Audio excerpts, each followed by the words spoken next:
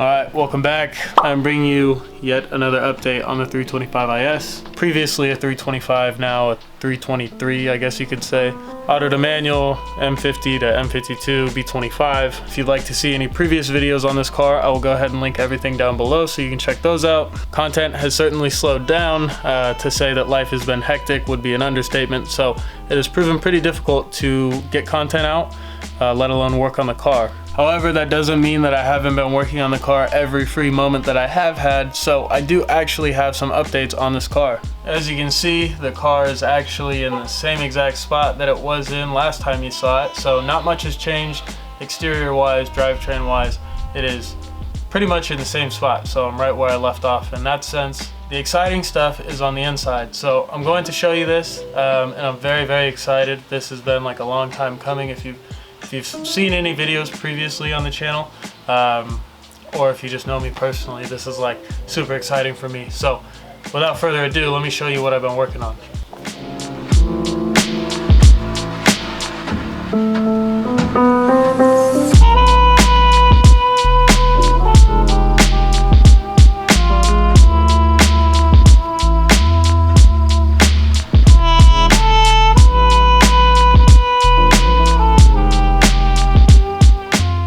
It may not translate on camera 100% color-wise, but as you can see, I am now sitting in the interior of my Magma coupe.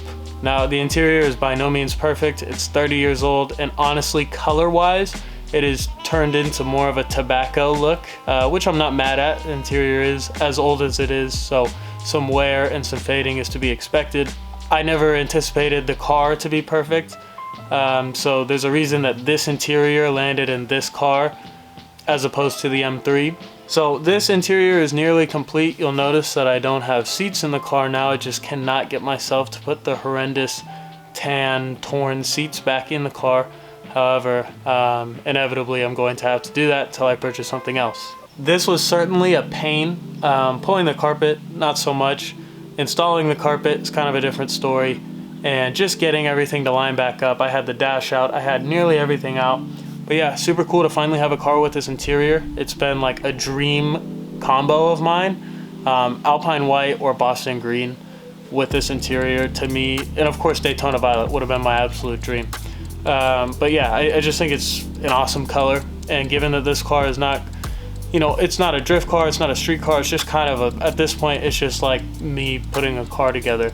That's not my M3. It really doesn't have a definitive purpose or use until it's done, so I don't know. I figured I'd take my time with the interior, and I'm glad I did. It's something you don't see every day, and this was an extremely rare interior option, and of course 30 years later it is more rare.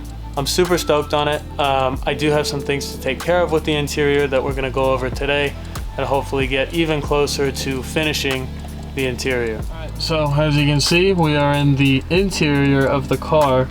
On the back cards here, the insert is delaminating, and I tried to remedy this with the Permatex glue that I used to mount the mounting points on these cards, but it's just not enough. So I'm going to redo these at some point. This one's a little better off. I'm actually thinking of cutting this leather at least to a certain point and laying down micro suede as a replacement instead of trying to stretch this, because this vinyl is just incredibly hard to actually stretch back over without deforming it. I'm a little too OCD. I can't really build myself like a drift car bucket. It doesn't seem, that's not my style. So the shifter is subject to change. I hate it. I hate chassis mount stuff. I've talked about that before. Still need a shift boot. My homie Vlad actually picked up a switch panel that has the correct amount of switches, because I accidentally threw away my 2-switch trim, which totally a pain in the ass. So I just had that sedan one laying around. I sourced a black armrest because that was one thing that I wasn't gonna die, just because it's such a major contact point with your elbow that would rub away fairly quickly, I'd imagine. But yeah, everything that you're looking at, aside from the dash, glove box, and this actual vinyl console, is dyed. It's all dyed from tan to black. All of these pieces were previously tan. So I'm gonna show you guys the product that I use for that, because I think it's killer stuff. It does the job very well.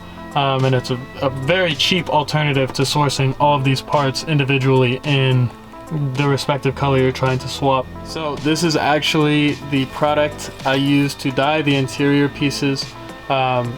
This has worked just incredibly well, so I figured I'd throw it in here in case you guys are looking to do something similar. Tons of people recommended this to me when I reached out on Instagram looking for a product that would do a good job at converting the tan to black, and this has certainly done it. So I'm gonna leave the link down below for this. Check it out, buy it, super cheap, not affiliated, I just think it's a killer product.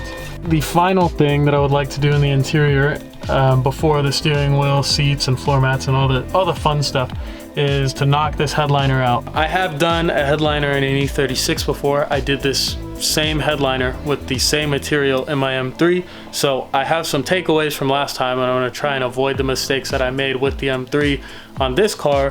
Hopefully we'll get an excellent headliner done for like under $50. So this might be an obvious one, but if you're leaving your seats in, you're gonna have a hell of a time getting this fiberglass piece out without damaging it. So go ahead and yank the seats out. It's 4 bolts on either side.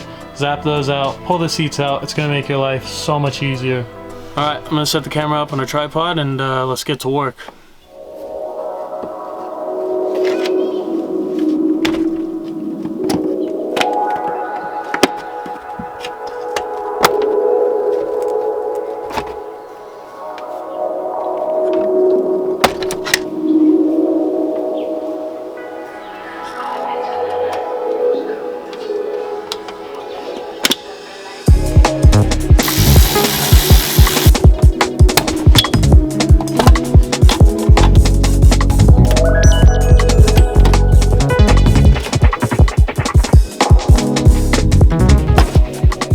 To my surprise, I actually got these C-pillars out without absolutely destroying them. The only bit of damage that I managed to do on these is this little corner here. I'm not too concerned about that, given that that corner will be stuffed behind the parcel shelf. You won't be able to see that little piece. You definitely have to work these out. They're not something that you can just yank straight out. You'll look it up on forums as I did, and people will tell you need to kind of just pull it straight out. But they also have these little hooks that I guess would act as guides or something, I don't know. I mean, just to secure them to the actual C-pillar of the car as like an added with these clips. So these are pretty good. All I gotta do now is strip them. I'm gonna cut the fabric for it, and we're gonna pick this up tomorrow. But before I close this portion out, I am going to show you what we'll be wrapping these in. Alright, so I'm sure you could have guessed, we are going to, of course, cover this in some micro suede. We'll get to work on this. So I can go ahead and use these sheets that I have, these yards, for the pillars. I may even attempt to wrap the B-pillars. That might prove to be pretty difficult, but it might be worth a shot. So stay tuned. Alright, this will all be in one video for you, but next time I pick this up, I will actually remove the fiberglass headliner portion out of the car. We will go ahead and do a little bit of prep to get it ready for fabric, and I will start doing the trim pieces, the pillars and everything. And with that being said, I'll see you in a bit. Alright, so I'm back today. I did figure out the fabric issue. Actually, when you order this fabric directly from Amazon, it will go through Amazon fulfillment system, and they pre-cut the fabric. So if you order 3 yards, you're gonna get yards individually like this. They come in, you know, separate bags. However, if you go on Amazon, you just select the other sale options and you pick the actual manufacturer. It'll be fulfilled by the manufacturer and shipped directly from the manufacturer, and they will ship it to you without cutting it if you order 3 yards. So just in case you happen to be following this and ordering the same material, or just ordering, I'd imagine that's kind of how it works with anything that's fulfilled by Amazon, as in terms of ordering fabric. There's just a quick little note about that. So while I wait for that to show up, I'm going to give this a shot. The last pillars that I wrapped didn't have, all of this kind of came off with the material on the other pillars. However, in this case, you can see there's a difference. No material there. So there's all this, and I was thinking about scraping it all off, but the other pillar is gonna be the same story. So I'm gonna just try. I have like a ton of material to mess around with. So I'm gonna just try and wrap this one over this, and it might serve as a better backing. So we'll figure it out. I'm gonna show you very briefly how I go about this, because this is pretty simple. Just kind of tedious and annoying to do. But if you have patience, it's no problem. All right, as you can see, I got the material sitting on the hood here, and because this hood is quite literally destroyed everywhere, I'm gonna use it as my workstation today. On the pillars, you want to kind of account for the extra that you want to fold over. So you want basically a 1/4 inch folded over wherever you can get it. And you will have to make some relief cuts for like the corners here especially, because these are kind of tough if you use like all one piece. So you'll have to make some cuts, and this will not be perfect, but just keep in mind something like this corner will be, you know, shoved into the car. You won't see that. This is the stuff that I've used on the last car.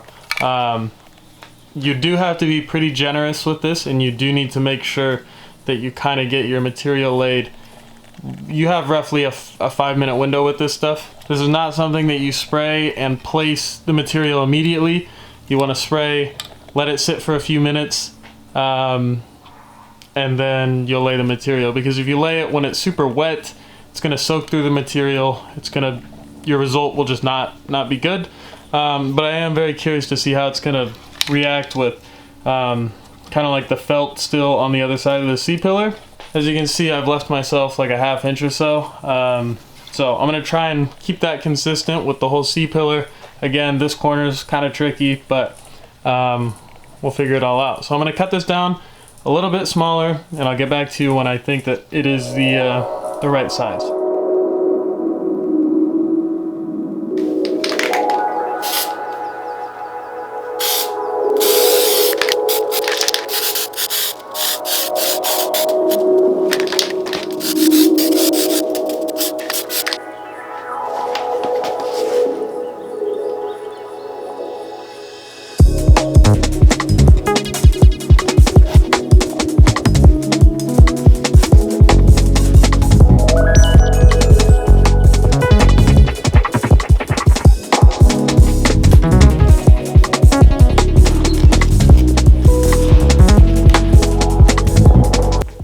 First one is done. As you can see, it's not perfect by any means, but the backside kind of ugly. As you can see, he used a ton of glue. But yeah, this one, it actually turned out sick. I think that this turned out sick for the first one. I'll show you kind of where I made my cuts and everything, but again, this is something I feel like you just have to figure out. There's a way better way to do this, I'm sure, and that is making like proper stencils for these.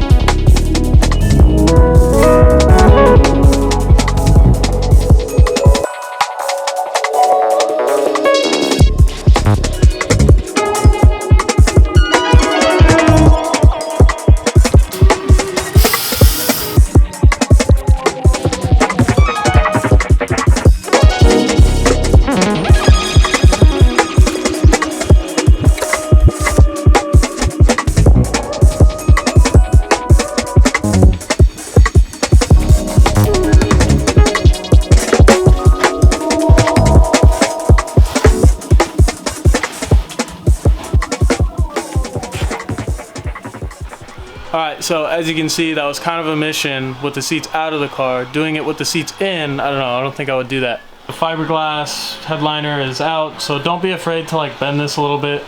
You're not going to snap it in half. You're probably going to have to bend it realistically to get it out. As you can see, I'm kind of pinned up in the garage here, so I couldn't open the door all the way. I'm going to go ahead and get probably the rest of this glue off. There is some glue spots.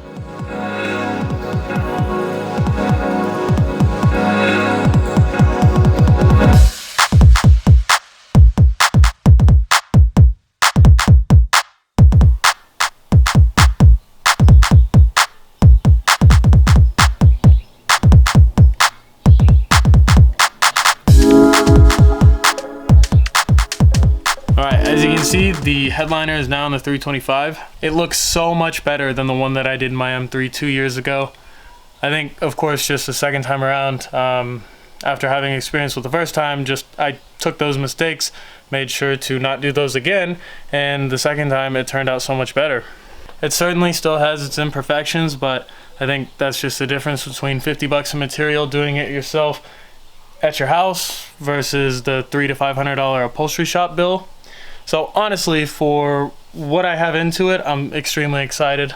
I did have help, and that definitely sped things up. Probably would have taken me a few more hours by myself, but just having a second person there to assist in making the cuts and just applying the material. I will say the most challenging part of the headliner job is just the sheer size of the headliner. So if you can do it in halves, that is ideal. That is how I did it. Started with basically the sunroof back and then the sunroof forward. So just did it in 2 halves. I did not glue both sides. I did not glue the material and the fiberglass. I glued solely the fiberglass piece. So you might notice there's actually no cuts for the visors or the handles. They're still here, of course, in the fiberglass, but I decided not to cut them. Now, I did cut them for my M3, of course, but after looking at this, it looks pretty sleek without it, and there's really no instance where I need handles or visors if I decide to run a banner on this car. So there's really, I'm gonna hold off until I make that decision. I don't want to pre-cut holes and install the ugly tan visors if I don't have to now. I think it looks pretty sleek, so I'm just going to continue installing this interior.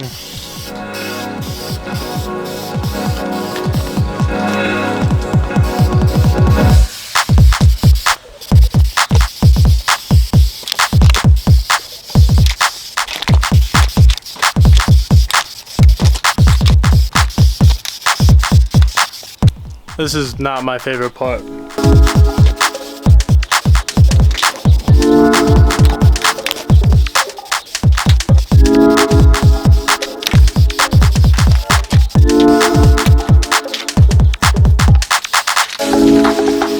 Certainly not enough in this can to get this thing 100%, but I mean, it did its job.